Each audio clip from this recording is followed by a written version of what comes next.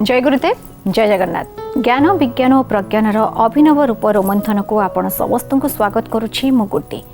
दर्शक बंधु रोग को नहीं अनेक कथा जानिबा सहित आपण माने जानिबा को पाउतले रुद्राक्ष विषय रे। रुद्राक्ष को केवल आध्यात्मिकता क्षेत्र में व्यवहार करा जाए ताहा नुही, ताको आमे विभिन्न उपाय व्यवहार करि परिबा। आम शरीर पई आमे ताको व्यवहार करि परिबा जहा द्वारा अनेक सुफल मिलिबो। से विषय जानुथले कथा आधार रहि जायतला। आज जानिबा कि नुआ कथा सेतबे प्रथमे स्वागत करिबा आपण समस्तंकर प्रिय रेकी मिशन रा प्रतिष्ठाता तथा विज्ञानी गुरु गुरुदेव श्री संत महोदय को। गुरुजी आपण काम कार्यक्रम को स्वागत। जय गुरुदेव। जय गुरु। गत अध्याय रुद्राक्ष विषय आपण बुझौथले कथा आधार रहि जायतला। आज कथा केउठ आरंभ करिबे? जहाँ में रुद्राक्षर विशेषता कथा को नहीं चर्चा जारी रखिते जे रुद्राक्षर विशेषता कौन, कहीं आम ताकू धर्मरू अलगा करी मानव समाजर कल्याण बा हितकारी पदार्थ भाव में ग्रहण करने उचित। इति प्रकार गुण रे से रुद्राक्ष आशीर्वाद प्राप्त जहाँ को आम साधारण भाव में धर्मरू हटई नवा उचित। अनेक क्षेत्र में आम जो धारण कथा कहते जो थी कि अनेक एमती प्रक्रिया कथा कह जाइछि, जो प्रक्रिया को आम साधारण भाव में जितेबाला पाठ करूँ आम जाना को पाऊ से मन भितर आसे जे प्रकृत में रुद्राक्ष धर्म सहित जड़ित। मैंने धर्म अनुष्ठान में व्यवहार करा पदार्थ, धर्म अनुष्ठान में व्यवहार करा कथा, धर्म अनुष्ठान में व्यवहार करा प्रक्रिया, ये सब विषय कहीं संश्लिष्ट होकर रही रुद्राक्ष सहित। ये जो संपर्क रुद्राक्षर विभिन्न क्रिया एवं प्रक्रिया सहित ता पछरे गोटे विज्ञान मत अच्छी एवं ता सहित संपर्कित विभिन्न पदार्थर प्रतिफलन को नहीं आमको दर्शा जाइछि जे रुद्राक्ष धारण कले केमिति केमिति धारण करबा उचित। आम साधारण भाव में जिते रुद्राक्ष धारण कथा कहूचे रुद्राक्ष को पूजा करबा उचित। जो पूजा कथा आसूची से मंत्र कथा आसूची, जिते मंत्र कथा आसूची से सनातन धर्म कथा आसूची। तो आम धरी नवा जे रुद्राक्ष सनातन धर्म सहित जड़ित। मैंने धारण पूर्व कहीं मंत्र आवश्यकता पड़ुची, मंत्र जप कहीं करुचे, विभिन्न मुखी पाई विभिन्न अक्षर प्रयोग, मंत्र रे भिन्नता, प्रत्येक मुखी पाई भिन्न भिन्न मंत्र उच्चारण कथा देवी भागवत रे लेखा अछि, रुद्र पुराण रे लेखा अछि बा रुद्राक्ष उपनिषद रे लेखा अछि। तो जो मंत्र कथा आसूची से आम मन भितर आसीबो जे ये पदार्थ धर्म सहित जड़ित। किंतु आहुरी फाइनल स्टेज को जीवा दरकार जोठी आम रही जाउचे मंत्र केवल चिंता करी रही जाउचे एवं मंत्र जोगु आम पदार्थ को सनातन सहित जड़ित करुचे। सेठी आमको चिंता आहुरी उन्नततर एवं आहुरी डीपर सेंस आहुरी भीतर को आमको प्रवेश करने को पड़ो जे मंत्र कौन, कहीं मंत्र उच्चारण करा जाउची। जिमती आम ओंकार समय आम कहते जे प्रणव जिते आम ओं उच्चारण करुचे से आम कहूँ जे आम सनातन बोली।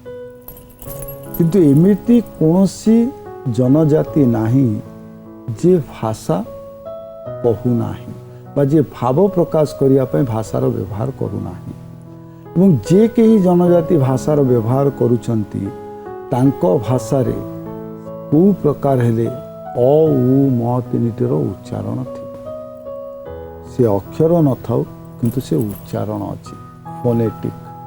तो लिपि विज्ञान कथा जिते आमर आसला लिपिर कथा आसला से आम कहले लिपि अक्षर सहित जो लिपि कथा कहूचे लिपि क्या सहित जड़ित ही अच्छी ना ध्वनि सहित बा वाइब्रेशन। तो लिपि जो आम अक्षर लिखुचे से अक्षर स्वतंत्र नहीं, इट्स ए डिकोडिंग फॉर्म। कहा को डिकोड करुचे ना कोड इज वाइब्रेशन। ध्वनि को डिकोडिंग करी प्रकाश करिवार माध्यम होचे अक्षर बा लिपि। एवं से अक्षर उच्चारण समय जो से अक्षर को आम उच्चारण करछे गोटे ध्वनि सृष्टि होची, गोटे वाइब्रेशन होची, गोटे कंपन सृष्टि होची। आम जाग्रत अवस्था पे आम साधारण भाव में जो मंदिर को जाऊे से गोटे घंटीटे बजाऊे जे घंटीर आवश्यकता कौन अच्छी भगवान को पाखु जाऊँचे नीरवता रक्षा करने चारिआडे कांथ बाड़ चारिआडे लिखा होची जे नीरवता रक्षा करंतु किंतु सबुठु अधिका सृष्टि करुथिबा जंत्र बा घंटा सेठी बंधा होची एवं घंटीटी बजेई बा घंटा बजेई आमे जाउचे तो से ध्वनि काहींकी सृष्टि करुचे सेठी पुणी पत्थरर कथा आसिला पत्थर विज्ञान कथा आसिला जियोलॉजी पाठ आसिला से पत्थरर अलाइनमेंट कौन जे को पत्थर मूर्ति हो पार से पत्थरर अलाइनमेंट कौन और सेठी को शब्द प्रवेश कले से पत्थर भितर जीवन न्यास हो पार बा से जीवंत हो पार बा भगवान आम कथा शुणी पार संपूर्ण विज्ञान उपर सब पर्यवेसित तो ये जो मंत्र कथा आसिला जे रुद्राक्ष धारण पूर्व मंत्र उच्चारण कथा जहाँ आम बारंबार चर्चा करुचे जे रुद्राक्ष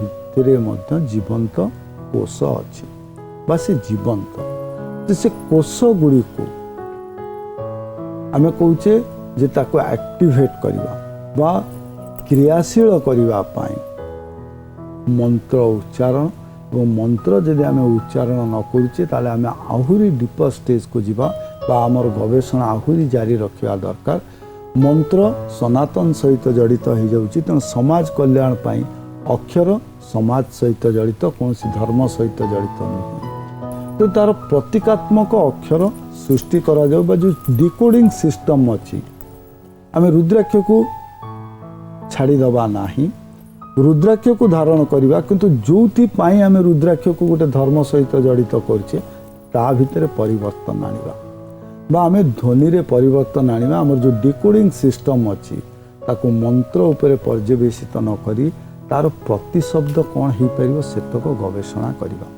एवं जीवदान कला परे रुद्राक्ष को आम धारण करवा उचित और जीवदान करवा परे जदि आम धारण करुचे से कोशिकार जो शक्ति अच्छी से शक्ति आम उपरे प्रभावमान हो रुद्राक्ष विषय गुरुजी कथा चलता कौन कहू चाहिए जहाँ आम रुद्राक्षर विशेषता बा रुद्राक्ष धारण पूर्व आम कहीं ये सब करुचे अनुष्ठान कौन धर्म सहित जड़ित कि नाही से विषय चर्चा करुचे कारण महत् उद्देश्य रुद्राक्ष को गोटे धर्म भितर जड़ित करा न जाऊ संपूर्ण मानव समाजर कल्याण पाई रुद्राक्षर व्यवहार हो गोटे जीवंत पदार्थ जहाँ अमूल्य जहाँ भितर एमिति धातव पदार्थ भरी रही जो धातव पदार्थ साधारण भाव में आम बाहर पाई नाही एवं जहाँ र शरीर उपर से धातव पदार्थर प्रभाव अच्छी तेणु रुद्राक्ष को केमिति साधारण भाव में व्यवहार करहब एवं आम साधारण भाव में देखुचे जो शरीर विकसित करने आयुर्वेदाचार्य माने अनेक प्रकार कथा अनेक प्रकार तत्व को लेकिन पदार्थ सृष्टि करुँचे जमती आम च्यवनप्राशर कथा कहूचे बहुत समय आम कहूचे जे ता भितर सुना भस्म और चांदी भस्म दि जाऊँगी कहीं ना शरीर एवं मस्तिष्क को उन्नति करने भस्म आकार रे ग्रहण नक केवल स्पर्श आकार रे आम से धातु पदार्थर तार गुण आम शरीर भितर प्रकाश करिपारिबा जहाँ हूँ केवल रुद्राक्ष धारण कर जितेबाला आम रुद्राक्ष धारण करुचे से आम मन भितर कौन चिंता रखा उचित नुहे मु रुद्राक्ष धारण करछि भगवत दर्शन हो रुद्राक्ष धारण करछि मोक्ष प्राप्ति हो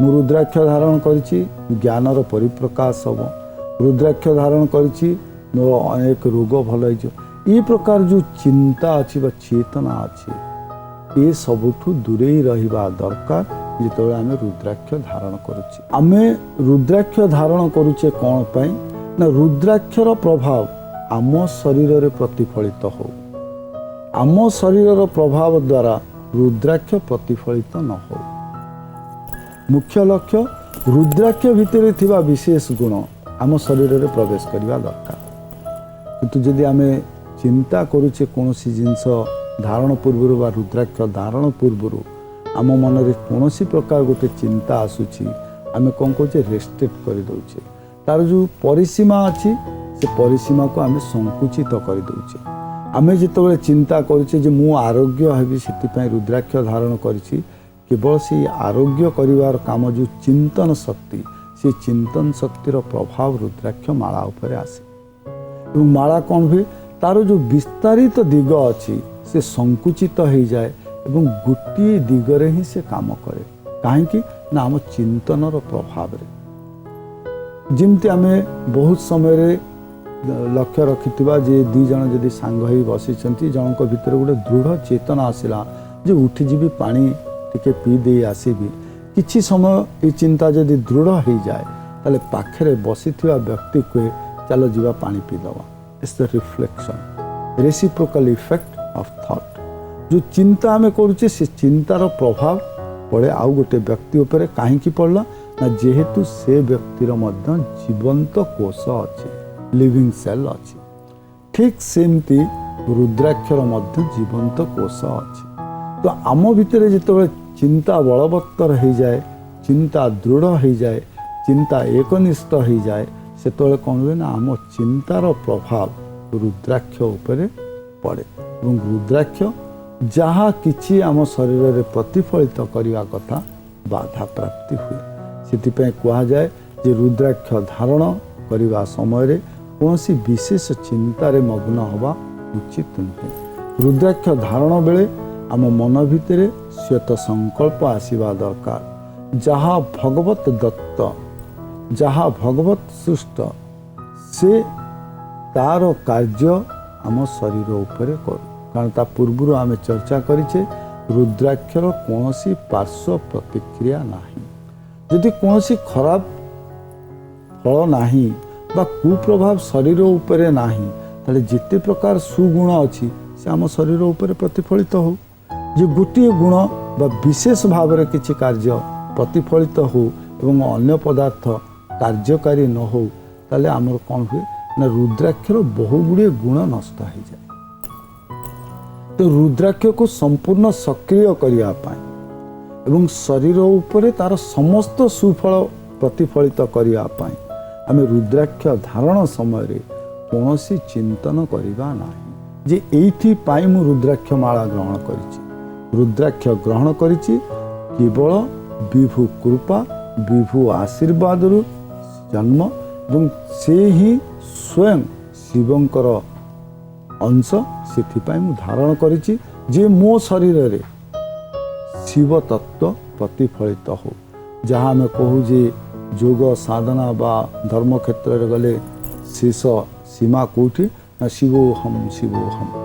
ଯେ ମୋ ଭିତରେ ଯେତେବେଳେ ଶିବତ୍ଵ ଜାଗ୍ରତ ହେବ, ସେ ହିଁ ମୋର ସାଧନାର ଶେଷ ପାହାଚ। ତ ସେ ଶିବତ୍ଵ ପ୍ରାପ୍ତି ପାଇଁ ଆମେ ଶିବ ତତ୍ଵକୁ ଧାରଣ କରିବା ଉଚିତ। ତ ଯେତେବେଳେ ଆମେ ରୁଦ୍ରାକ୍ଷ ଧାରଣ କରୁଛେ ସେତେବେଳେ ଆମ ଭିତରେ ଜ୍ଞାନ ରହିବା ଦରକାର ଯେ ମୁଁ ଶିବ ତତ୍ଵକୁ ଧାରଣ କରୁଛି। ମୋ ଭିତରେ ଶିବତ୍ଵ ଜାଗ୍ରତ କରିବା ପାଇଁ ଜୀବତ୍ଵର ହାନି ଘଟିବ ବା ଜୀବତ୍ଵ ସମାପ୍ତ ହେବ, ଶିବତ୍ଵ ପ୍ରତିଫଳିତ ହେବ।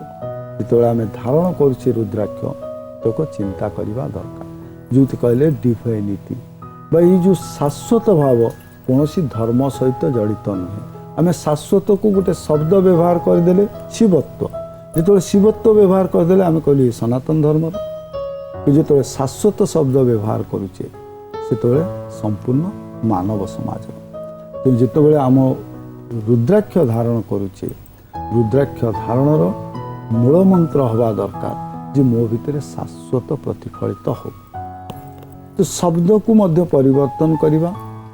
ମନ୍ତ୍ରର ଯେଉଁ ଆମେ କହୁଛେ ଯେ ଶବ୍ଦ ହେଉଛି କ'ଣ ନା, ମନ୍ତ୍ର ହେଉଛି କ'ଣ ନା ଡିକୋଡ଼ିଂ ଅଫ୍ ଭାଇବ୍ରେସନ୍। କମ୍ପନର ଗୋଟେ ଡିକୋଡ଼ିଂ ସିଷ୍ଟମ୍ ହେଉଛି ମନ୍ତ୍ର। ତେଣୁ ସେ ଶବ୍ଦ ଅକ୍ଷରର ମଧ୍ୟ ପରିବର୍ତ୍ତନ କରିବା। କାହିଁକି ନା ମଣିଷ ସମାଜର ଉନ୍ନତି ପାଇଁ ମଣିଷ ସମାଜ ରୁଦ୍ରାକ୍ଷରୁ ଲାଭ ଉଠାନ୍ତୁ ଏବଂ ରୁଦ୍ରାକ୍ଷର ଭିତରେ ଥିବା ସମସ୍ତ ସଦ୍ଗୁଣ ମଣିଷ ଭିତରେ ପରିପ୍ରକାଶ ହେଉ। ଯାହା ଆମେ ଗୋଟେ ପରିକଳ୍ପନା କରୁଛେ ବା ଅନେକ ସମୟରେ ମାଳିକା ଭବିଷ୍ୟବାଣୀ ଭବିଷ୍ୟ କଥା ଆମେ ଚିନ୍ତା କରୁଛେ ଯେ ଗୋଟେ ସତ୍ୟ ଯୁଗର ପ୍ରକାଶ ହେବ, ସମସ୍ତଙ୍କ ଭିତରେ ଦେବତ୍ୱ ପ୍ରତିପାଦିତ ହେବ। ଯଦି ଆମେ ସମସ୍ତେ ରୁଦ୍ରାକ୍ଷ ଧାରଣ କରୁ, ଏହା ସ୍ଥିର ଏବଂ ନିଶ୍ଚିତ ଆମ ଭିତରେ ଶାଶ୍ୱତ ବା ସନାତନ ଅର୍ଥରେ ଶିବତ୍ୱ ପ୍ରତିପାଦିତ ହେବ ଏବଂ ସତ୍ୟ ଯୁଗ ବା ଯେଉଁ ଆମେ କହୁଛେ ଗୋଟେ ଯୁଗର ପରିକଳ୍ପନା आम मन भितर अच्छी सेमती गोटे जुग आम सृष्टि कर जो मनीष निज खुशी रे जीवन यापन कर। ए चिट्ठी आसची डेंगा जगतसिंहपुर चिट्ठी को लिखिं श्रीमती स्मृति दास। से लिखिं पूज्य गुरुजी को मोर भूमिष्ठ प्रणाम, जय गुरुदेव। तापर से लिखिं मो रोमंथन कार्यक्रम सबुबले देखे मो मन में अनेक प्रश्न अच्छी रोग को नहीं आम घरे विभिन्न सदस्यंकर रोग अच्छी से विषय किसी जानवा चाहूँगी आउ कि प्रश्न अच्छी। प्रथमे से लिखिं मोर पुअर बयस हो 38 वर्ष, तार पाद कला पड़ जाइए। डॉक्टर को देखाई औषध खाइबा परे अनेक किछि जेल मध्य लगाला कमी गला, किंतु एबे पुणी सेमती कला देखा जाउची। आ तार जोरे घुंगुड़ी मध्य होउची, ता पाखरे केही सोई पारु नाहंती। तार पढ़िबा समय रे बहुत ठंडा रहउतला, जेउति पई से विभिन्न इंजेक्शन नउतला, किंतु एबे जो घुंगुड़ी आ जो पाद कला पड़ुची तार कारण आमे जानि पारुनु। कोन पई होउची, कोन करबा दरकार? जितेबाला आम बयसर कथा कहले जे 38 वर्ष बयस एवं रोग दुईटी रोग मुख्यतः भाव से जानी तार समाधान। गोटे हूँ घुंगुड़ी हवा, गोटे हूँ गोड़ पाद कला पड़ा। ये दुईटी कथा लिखिले घुंगुड़ी हूँ घुंगुड़ी सहित पाद कला होमें साधारण भाव में कहू पाद कला हबार जो लक्षण अच्छी जे रक्त चलाचल सठिक होना, ब्लड सर्कुलेशन ठीक नहले सिटी स्किन डिफॉर्मिटीज आसे बा जो चर्म अच्छी तार रंग रे परिवर्तन आसे। तो ये तृतीय रोग रो विषय जानिबा निहाती दरकार, जो सब बेले कहिचे जे रोग कथा चर्चा समय रे रोगीर उपस्थिति आवश्यक। अनेक समय रे अनुपस्थिति रे आमे कल्पना जल्पना करी जेतेबेले आमे कोनोसी विषय जानिबा पाई चाहूँ हुए तो ता भितर दोष त्रुटि रही पारे। ये तृतीय रोग कथा कौन जे वेरिकस वेन रे प्रॉब्लम अच्छी ना नाही। रक्त संचालन कथा आम कहूचे जेहेतु घुंगुड़ी मारुछंती कार्डियोवास्कुलर प्रॉब्लम अच्छी बा हृदयंत्र रे कौनसी प्रकार विकार अच्छी हुए तो ता क्षतिकार हो पारे बा क्षतिकार न हो पारे, किंतु व्यतिक्रम निश्चिंत भाव में अच्छी। जो आमको एबे मध्य चिकित्सा विज्ञान में अलर्ट करा जाउची जे जो माने घुंगुड़ी मारुछंती तांकर आगु को कार्डियक प्रॉब्लम हो पारे। जो विभिन्न डिवाइस मध्य तैयारी कले जे ताको व्यवहार कले केमती घुंगुड़ी न हो। किंतु पुरातन शास्त्र अनुसार आमे जानिचे जे जेतबेले घुंगुड़ी होउथिला सेतबेले आमे कहू जे श्वास क्रिया रे कोनोसी दोष अच्छी, जो आमे घुंगुड़ी मारू। बहुत समय जो मैंने घुंगुड़ी न मारती ऑकेजनली केतबेले केतबेले मध्य घुंगुड़ी मारती और से समयटी केतबेले ना जेतबेले बेसी हालिया हो जाती जेतबेले ओवर स्ट्रेन मनीष हो जाए सेतबेले कार्डियक सिस्टम रे जो आमे कहूचे जे किछि प्रकार दोष त्रुटि देखा जाए जहाँ क्षणिक होई पारे टेम्पररी इन नेचर, किंतु परिवर्तन आसियो। धमनी जोरे चलिबा, रक्त प्रवाह जोर हो जिबा, जो आम स्ट्रेस हो जाओ बहुत टायर्ड हो जाओ सेतबेले ए प्रकार हुए बा केतबेले जदि डिहाइड्रेटेड हो जाओ सेतबेले पल्पिटेशन बढ़ी जाए। किंतु एठी परमानेंट इन नेचर बा पादर जो चर्मर रंग कहते से कला पड़ जाए वेरिकस वेन रे प्रॉब्लम अच्छी। वेरिकस वेन रो प्रॉब्लम दुईटी जगार प्रायतः सृष्टि हुए। गोटे हूँ एनी प्रॉब्लम इन लुम्बर, जदि शरीर जेतिकी परिश्रम चाहूँची या शरीर जेतिकी परिश्रम करि पारिबो ताठू अधिक परिश्रम अधिक चाप आम मेरुदंड रे दो बा ठीक मेरुहाड़र मझिया बजिबा लुम्बर पोजिशन रे जदि अधिका प्रेशर आसे नई की काम करिबा बहुत थर ऊपर तल हवा शरीर को बा मुंड को तल को नबा ऊपर को नबा कौनसी प्रकार जदि अत्यधिक चाप थाए लुम्बर रे ताले रोग हबो। द्वितीय एनी डिफॉर्मिटीज इज एनस मल द्वार मुहरे जदि कौनसी परिवर्तन आसी थाए से पाइल्स पिस्तुला फिशर पाई हो बा फंगाल इन्फेक्शन पाई हो बा मल त्याग करिवार जो तांकर समय ता धीरे अनियमितता पाई हो कौनसी प्रकार डिफॉर्मिटीज एनस पाखे थिले हो। तो आम दुईटी जिनस को प्रथमे दायित्व नवा कारण को प्रथमे ठीक करवा तापर जो प्रतिफलन अच्छी सिम्पटम्स अच्छी तापर ताकू ठीक करवा।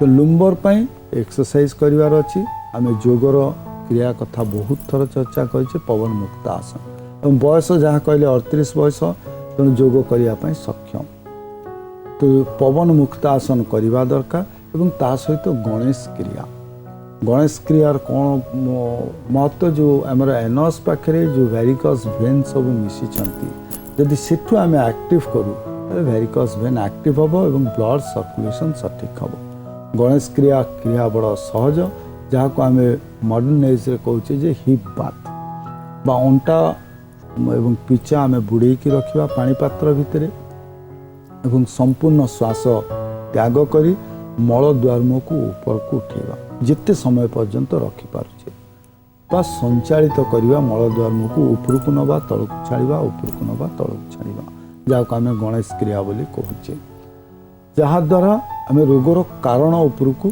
आसवा प्रभाव विस्तार करवा द्वितीय जो स्किन कलर चेंज होती फोटोसिंथेसिस रो काम बा से रक्त संचालन कम होगी से चर्मर रंग सब कला पड़ी जो आम मॉडर्न एज बहुत प्रकार क्रीम यूज करुचे सीटी आम माटीर प्रलेप दे पारिबा कारण माटी रे बहुत प्रकार मिनरल्स अच्छी जहाँ जाए जो पादरे जी सब पोर अच्छी जो लुमकूप गुड़िक अच्छी ताको उन्मुक्त कर टॉक्सिन रिलीज कर तो पादरे माटी लेप दबा माटी लेप कथा विशेष भाव में आम चर्चा करें तेणु माटी लेप पादरे देवे स्किन कलर चेंज करने घुंगुड़ी प्रतिदिन अणसोरिषा पत्रर रस दी बुंदा नाकरे पकातु जो नाकरे पकेबे पिठी पाखे तकिया रखिए मुंड तलू को झुंकिकी ता द्वारा घुंगुड़ीर जो प्रभाव अच्छी घुंगुड़ी जो कार्डियोभास्कुलर बा रक्त संचालन रे जो प्रकार व्याहत घटुची से सब ठीक हो तेणु ये हूँ उपशमर काम किंतु व्यायाम करवा निहाती दरकार लुम्बर एक्सरसाइज करवा आवश्यक अच्छी आज्ञा करुच्ची निश्चय आशा जे से प्रतिकार निश्चय करेंगे पुणी थे चिठी लिखे तेज आज बहुत बहुत धन्यवाद जय गुरु।